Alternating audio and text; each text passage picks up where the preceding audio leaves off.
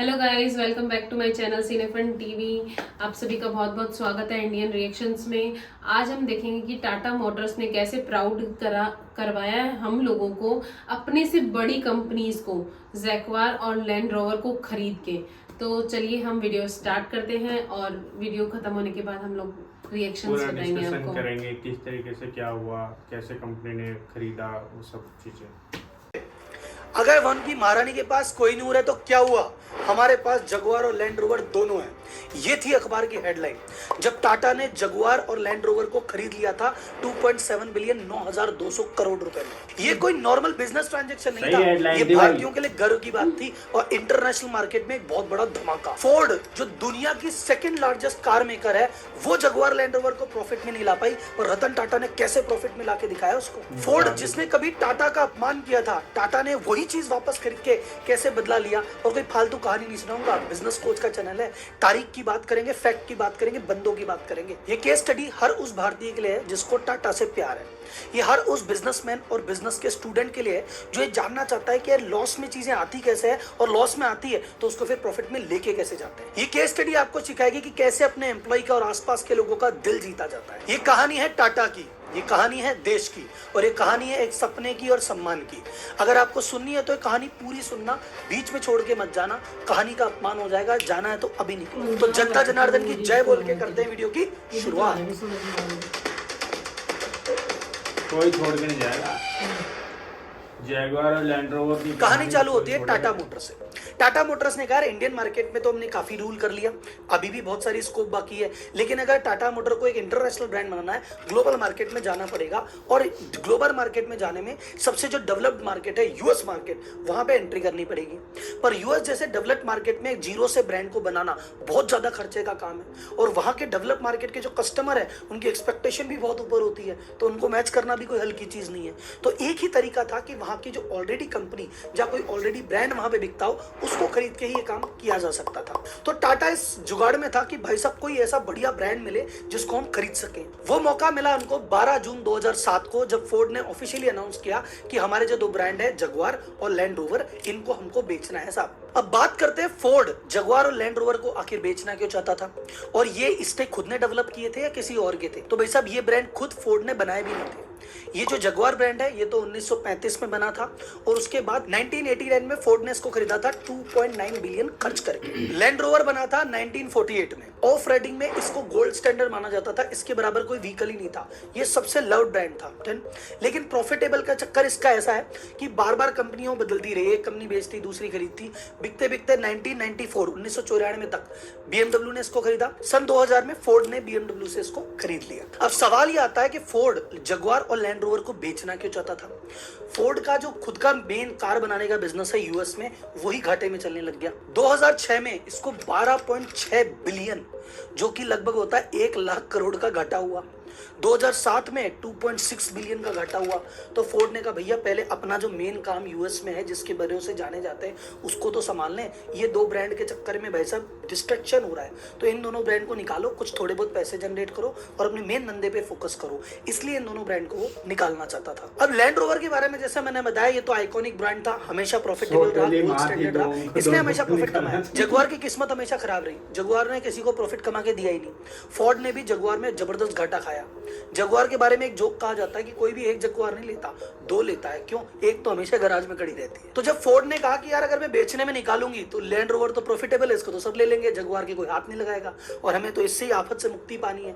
तो नॉर्मली क्या होता है, जब कहते हैं ना कि भाई दो लड़के होते, कहते हैं भैया हम तो दोनों की शादी एक ही घर में करेंगे, तो फोर्ड ने भी बैठ के कह दिया कि भैया जिसको लेना है दोनों लेने पड़ेंगे, एक एक नहीं देते। तो जब फोर्ड की दो कन्याएं लैंड रोवर और जगुआर का स्वयंवर हुआ, तो भाई साहब अलग अलग प्रदेश के महाराजा आए, टाटा मोटर भी गया, महिंद्रा एंड महिंद्रा भी गया, बहुत सारी P firm I, JP Morgan की पी फॉर्म आई और एकदम ऐसा लगा भैया अलग अलग प्रदेश के राजा, अब तो भाई साहब स्वयंवर होगा, देखे कौन लेके जाता है। इस स्वयंवर में एक खतरनाक वाली शर्त थी, इस जेएलआर के 16,000 एम्प्लॉय थे और इनकी यूनियन बनी हुई थी।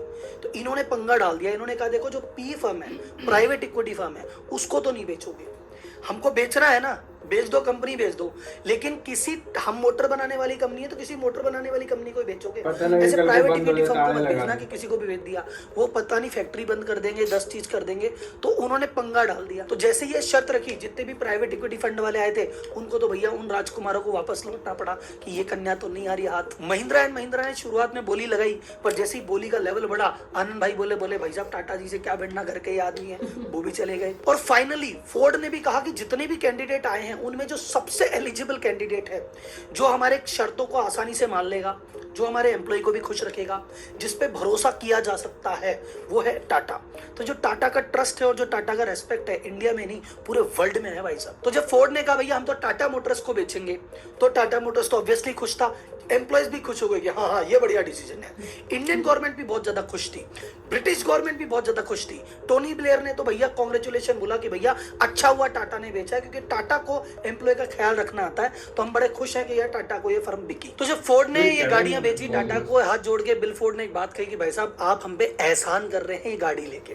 इस एहसान वर्ड से आपको एक कहानी याद आई होगी। ये जब डील हुई थी, फैक्ट फिगर पे कोई बात नहीं करता, कहानियां लेकिन सबको आती है। फैक्ट फिगर आप इस वीडियो में ही जानेंगे। पर कहानी कुछ ऐसी थी कि 1998 में टाटा ने इंडिका लॉन्च की।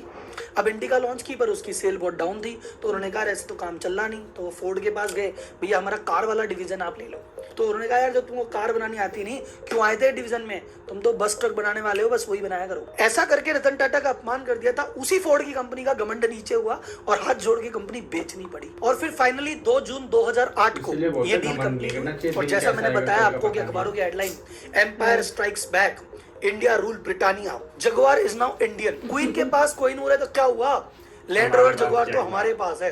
तो ऐसे करके इंडियंस को तो बड़ा प्राउड फील हुआ, लेकिन ब्रिटिश नागरिकों को बहुत बुरा लगा।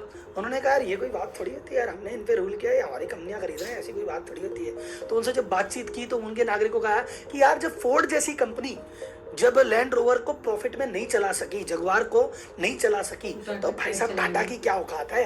इनको तो प्रीमियम गाड़ियों का एक्सपीरियंस भी नहीं है। अभी बात आपके भी मन में आई होगी, हाँ यार सर फोर्ड अगर लॉस में थी तो टाटा ने क्यों खरीदा। टाटा ने इसलिए खरीदा, उनको पता है प्रॉफिट में लाऊंगा और कैसे लाऊंगा, ये केस स्टडी है, ध्यान से सुनना। एक सवाल के राहुल जी, अगर टाटा को खरीदना था तो यही ब्रांड क्यों खरीदे। बहुत सारे कारण थे। पहला ब्रांड बहुत बड़ी ब्रांड, ग्लोबल लेवल पे पहचान हो गई। दूसरा, इनकी जो मैन्युफैक्चरिंग फैसिलिटी थी वो एडवांस थी। तो टाटा मोटर ने कहा इनकी खरीदेंगे, प्लांट भी आएंगे तो मैन्युफैक्चरिंग भी, टेक्निक भी सीख लेंगे। इनका R&D सेंटर था वो भी एडवांस था, तो रिसर्च एंड डेवलपमेंट जो चल रही है एडवांस, वो भी मिल जाएगी। फिर इनकी लैंड रोवर की जो XUV आती है, वो इनकी सफारी जो टाटा सफारी है उसका एक्सटेंडेड वर्जन है। बोले हम खुद डेवलप करेंगे तो हमें जाने कितने साल लगेंगे, यहाँ तो बना बनाया मिल रहा है। आज तक टाटा ने चाहे बस बनाई, चाहे ट्रक बनाई, चाहे कार बनाया, वैल्यू फॉर मनी वाला बनाया, लग्जरी के सेगमेंट में गए नहीं। तो लग्जरी सेगमेंट में इसके थ्रू एंट्री हो गई और एक बहुत बड़ा मार्केट जो पहले बंद था अब ओपन हो गया। और पूरे वर्ल्ड में ग्लोबल डीलरशिप बनी बनाई, 170 कंट्री में 2600 से ज्यादा डीलर बने बनाए मिल गए। तो डील सिर्फ कंपनी की नहीं हुई, पूरे इकोसिस्टम की हुई कि और पूरे विश्व में नाम का नाम हो गया, डीलर का डीलर हो गया, टेक का टेक हो गया, प्लांट का प्लान हो गया, सिक्योरिटी मिल गई, बाकी प्रॉफिटेबल तो उसको बना लेंगे। जगुआर लैंड रोवर को खरीदने के बाद जब पहली एम्प्लॉय मीटिंग हुई और इन सभी एम्प्लॉय को संबोधित करने रतन टाटा पहुंचे, तो सबके मन में एक बात क्लियर थी कि भैया कोई नेताजी आदमी आए हैं, अब इन्होंने हमने कंपनी खरीद ली, ये नए मालिक है, अब ये भाई साहब हमारी जम के क्लास लेंगे, आज मत दिखाएंगे कि मैं कितनी बड़ी अथॉरिटी हूँ और हमें बताएंगे कि ये रहा प्लान, करो फॉलो। रतन टाटा जी अलग ही आदमी, उन्होंने ऐसा कुछ किया ही नहीं। उन्होंने कहा कोई बात नहीं सर, आपकी कंपनी है, आपको अच्छी चलानी आती है, हम आपके मालिक नए हैं तो क्या हुआ, ऐसा नहीं है कि हम अपना रोल चलाएंगे, आप और हम मिल के कंपनी चलाएंगे। ऐसा करके एम्प्लॉय का विश्वास जीत लिया। सेकंड चीज, टाटा शॉप फ्लोर पे कभी कभी घूमते घूमते रतन जी खुद चले जाते थे, तो एम्प्लॉय शॉक हो जाते, अरे यार मालिक आ गया, मालिक आ गया। उनके लिए बहुत बड़ी बात थी, क्योंकि फोर्ड का कोई डायरेक्टर कभी आज तक शॉप फ्लोर पे आया नहीं, तो बड़े लोग हैं। रतन टाटा ने कहा नहीं यार मैं शॉप फ्लोर पे चक्कर लगाऊंगा, एम्प्लॉय का ट्रस्ट दोबारा जीता। फिर उन्होंने सोचा एक नया CEO कोई इंडियन को लाके हमारे सर पे बैठाएंगे। उन्होंने कहा नहीं, इस कंपनी के जो ऑलरेडी CEO थे डेविड स्मिथ, उनको कहा नहीं CEO आप ही रहोगे, आपको 25 साल फोर्ड का जगुआर का दोनों का एक्सपीरियंस है, आप हो, आप ही संभालो साहब। तो उससे ये आदमी ऐसा है कि दादागिरी करने वाला नहीं है, साथ में काम करने वाला आदमी है। इसके बाद चीजें बहुत ज्यादा स्मूथ तरीके से वर्क करने नहीं लगी, क्योंकि ये डील कब हुई थी याद है आपको, जून 2008 में, और उसके 2-3 महीने बाद क्या हो गया, सितंबर 8 में लेमन ब्रदर हुआ, पूरा मार्केट नीचे, और जो पूरा यूरोप में तबाही, नॉर्दर्न अमेरिका में तबाही, और यही तो सेगमेंट था, यही तो मार्केट था जो जगुआर लैंड रोवर की गाड़ियां खरीदा करता था। एकदम से सेल शून्य। टाटा मोटर जिसका 2008 में प्रॉफिट 2515 करोड़ रुपए था, 2009 में उसका लॉस हो गया 25 करोड़ का, 5000 करोड़ का लॉस एक साल में। टाटा को अपने इनिशियल बजट के अलावा 4500 करोड़ अलग से खर्च करने पड़े सिर्फ खर्चे निकालने के लिए। ये पैसा लेने के लिए जब भाई साहब ब्रिटिश बैंक के पास गए या यूरोपियन बैंक के पास गए, पहली बात तो उनकी ठंडन गोपाल हो रखी थी 2008 के चक्कर में। फिर थोड़ा बहुत जो पैसा भी देना चालू किया, पैसा देने के लिए कंडीशन रखी, बोले नहीं हम इसमें डायरेक्टर भी बनेंगे, हम फलाना भी करेंगे, हम ढीमका भी करेंगे। टाटा ने कहा यार नखरे ज्यादा कर रहे हैं। टाटा ने कहा रहने दो, हम तो इंडियन बैंक से ले लेंगे। तो इंडियन बैंक का एक कंसोर्टियम बना, एसबीआई ने उसको लीड किया और उस बैंक ने मिलकर 500 मिलियन लगभग 4000 करोड़ रुपए टाटा को दिए पूरे टर्न अराउंड के। तो ऐसा नहीं कि टाटा ने खराब हालत में जगुआर ली और उसको ठीक किया, खराब हालत में ली, उससे भी खराब हालत में आई और फिर उसको ठीक किया। ये टर्न अराउंड करने के लिए सबसे पहले रतन टाटा जी ने किया कि भैया एक मैनेजमेंट कंसल्टेंट एजेंसी को हायर किया। उन्होंने एक जर्मनी की म्यूनिक की एजेंसी थी उसको हायर किया और ग्लोबल लेवल पे केपीएमजी को हायर किया कि भैया हमें आगे का प्लान बताओ, हम कैसे वर्क करें। और उस कंपनी ने उनको 3 स्ट्रेटजी बताई कि देखो नए प्रोडक्ट को डेवलप करो, नए मार्केट को डेवलप करो, कैश मैनेजमेंट करो और कॉस्ट कटिंग करो।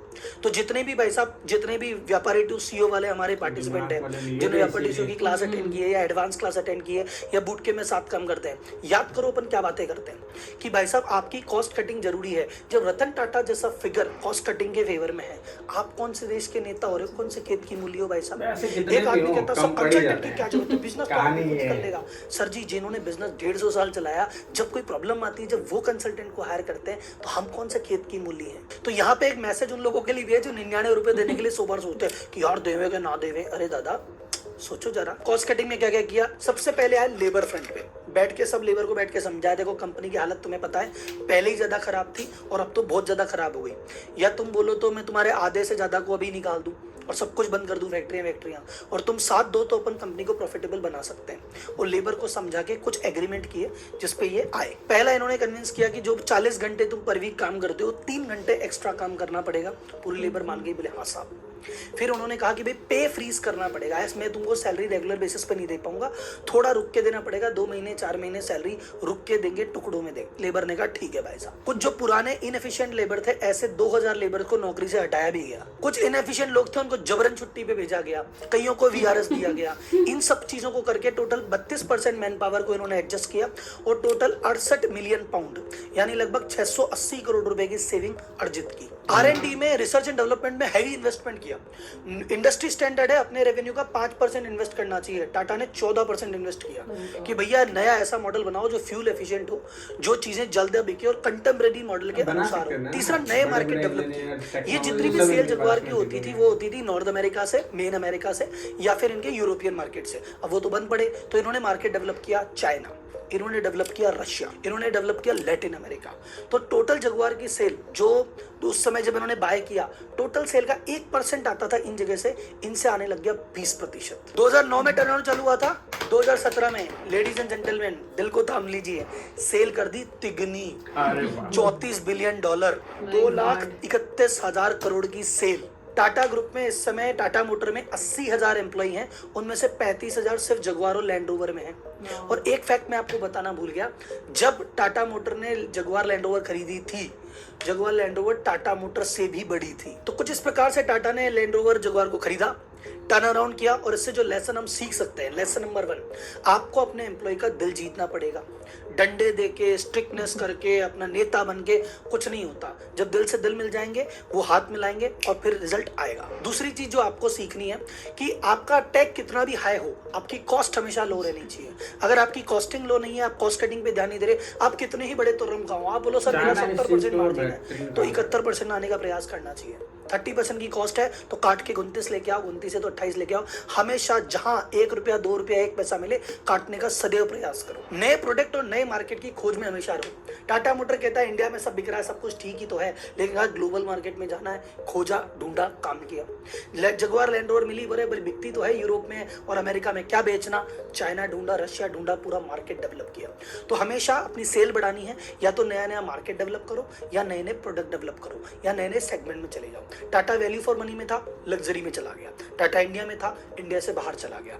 बाहर में एक कॉन्टिनेंट में था, अलग कॉन्टिनेंट पकड़ लिया। तो ये सभी चीजें जो अपन सीख सकते हैं। और बिजनेस कोचिंग या बिजनेस कंसल्टिंग से रिलेटेड अगर आपको चीजें जाननी है तो बहुत सारी केस स्टडी आने वाली है, वहां पे आपको चीजें मिल जाएगी। और ये टाटा सीरीज में मेरा पहला वीडियो नहीं है, इससे पहले 8-10 वीडियो आ चुके हैं। तो अगर आपको टाटा केस स्टडी बिजनेस ये चीजें अट्रैक्ट करती है तो अभी मेरे चैनल को सब्सक्राइब करो, उन प्लेलिस्ट पे जाओ, सारी चीजें आपको मिल जाएगी।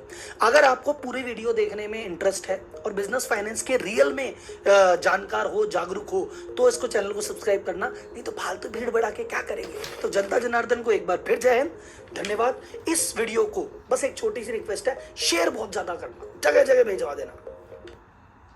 भिजवा देंगे भाई, सब भिजवा देंगे, सब अपने एकदम दिल के जिगरी हैं।